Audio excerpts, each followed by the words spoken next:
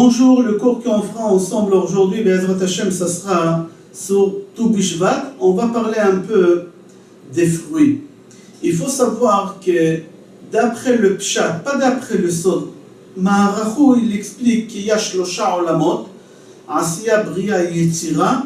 Contre chaque Olam, il y a 10 fruits. Total, ça fait 30 fruits. À Tu Bishvat, il faut manger 30 fruits. On a fait déjà ce cours-là l'année dernière. Là, on va parler d'après le Pshat. Il faut manger 15 fruits à Tu Bishvat. Pas parce que tout, ça fait 15 Shvat, le 15 Shvat. Tout simplement que dans le Tehillim, à partir de Kouf Chaf 120 jusqu'à Kouf Lamed Dalet, il y a 15 Shir Lama'alot. On les fera ensemble très vite. Le Kouf Chaf, le premier, c'est Shir Lama'alot El Adonai Batzarata Li Karati Vaya'aneni. Alors on mange un fruit et on cite le Kouf Chaf. Après, le Kouf Chaf Aleph, le 121, Shir Lama'alot Esa'inay Eleharim Me'ain Yavo Ezri. Et on mange le fruit. Le 122, Shir Lama'alot le David Samarti Be'omrim li Bet Adonai Nelech. On mange le fruit après. Le 123, Shir Ma'alot, Elecha nasati et einai ayoshvi bashamayim. On mange le fruit. Le 124, Shir Ma'alot le David, Lule Adonai shayalanu yomarna Israël. Et on mange le fruit. 125, Shir Ma'alot abotchim ba Adonai ke'ar Tzion lo imot le'olam yeshev. On mange le fruit. 126, Shir Ma'alot beshuv Adonai et Shivat Zion ainu kecholmim. 127, Shir Ma'alot li Shlomo im Adonai lo ivne bait shav amlu bonav bo im Adonai lo yishmor ir shav shakad shomer. 128, Shir Ma'alot ashre kol yer'e Adonai aolech bidrachav. 129, Shir Ma'alot rabat tzeraroni min orai yomarna Israël. 130, Shir Ma'alot mima'amakim keraticha Adonai. 131, Shir Ma'alot le David Adonai lo gaba libi velo ramu einai velo ilachti bigdolot u beniflaot mimeni. 132, Shir Ma'alot zechor Adonai le David et kol asher unuto. 133, c'est marqué Shir Ma'alot le David ine matov u manaim shevet achim gam yachad. Et le dernier, le 15e, Shir Ma'alot ine barichu et Adonai kol avdei Adonai a'omdim bevet Adonai balelot. C'est-à-dire, au moment qu'on fait les brachot sur les fruits, on commence d'abord par la bracha. On fait la bracha et on mange. Après qu'on a mangé, on cite Shir Ma'alot.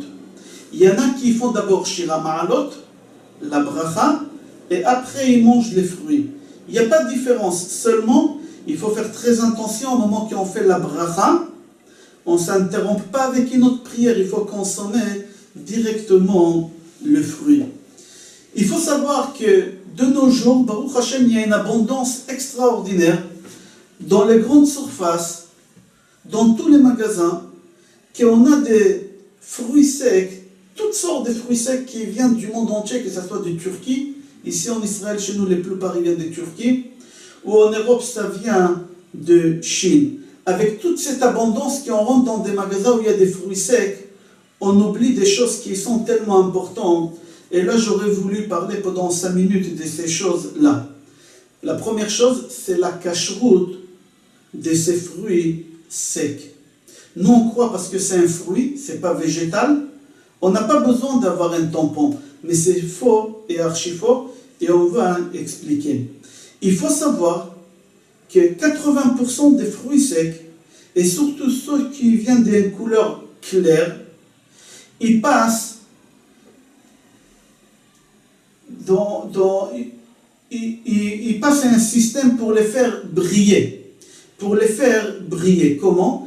Ils les font tremper dans de l'huile. Surtout, il faut savoir que la pomme, pour qu'elle ne noircit pas, parce que la pomme elle noircit vite, la poire elle noircit vite, surtout les fruits secs clairs, on les fait tremper dans de l'huile pour qu'ils brillent et pour qu'ils ne changent pas des couleurs. Beaucoup des usines, surtout tous les fruits secs qui viennent de Chine, et chez vous en Europe, on les fait tremper dans de l'huile qu'on appelle paraffine. En français, c'est des pétroles, tout simplement. Déjà, c'est pas beau pour la santé. C'est pas beau du tout pour la santé, c'est très dangereux. Et il y a des fruits qu'on les fait tremper dans de l'huile. Quelle est l'huile? Alors, il faut savoir qu'il y en a qui utilisent de l'huile végétale qui coûte très cher. Et c'est pour cela, pour ne pas vendre les fruits trop chers, alors ils évitent d'utiliser cette huile végétale. Alors, la plus grande partie des usines dans le monde, ils préfèrent utiliser les graisses les moins chères, que c'est des graisses animales. Et là, les fruits secs, ils deviennent pas cachers, tarif. C'est comme si on mange un animal, c'est exactement la même chose. Là, dans ces cours, je parle que des fruits secs.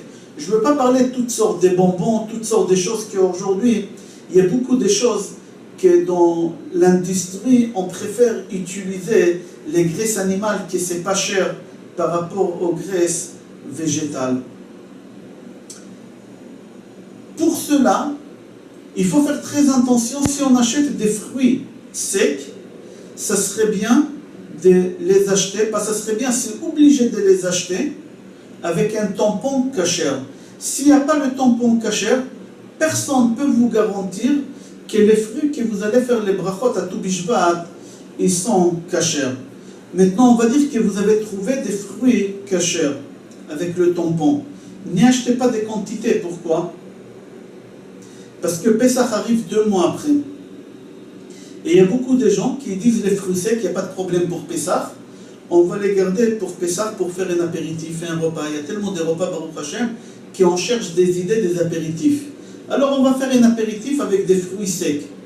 Il faut faire attention, c'est possible que l'huile qui a été utilisée pour faire briller ces fruits secs, elle est cachère, mais elle n'est pas cachère les Pessah. C'est pour cela qu'il faut faire attention de ne pas acheter des grosses quantités. Il y a un problème des kitniyot, pour ceux qui font attention.